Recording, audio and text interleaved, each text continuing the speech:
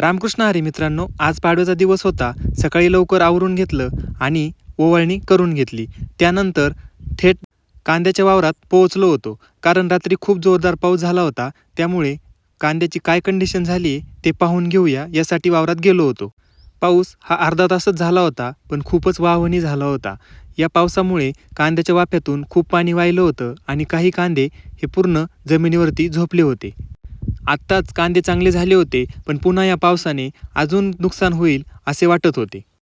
पाऊस येऊन गेला की धुई पडते आणि धुई पडली की लगेच फवारणी करावी लागते. यावर्षी सगळं हे असंच चालू आहे.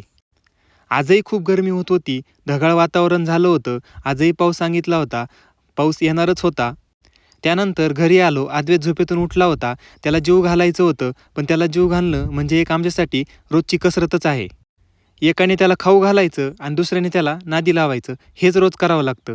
आणि त्याचा काका त्याला नादी लावण्यासाठी कागदाचं विमान करून सारखा विमानच उडत होता आणि त्या विमानाच्या नादात अद्वैत पण पटापटा घास संपत होता.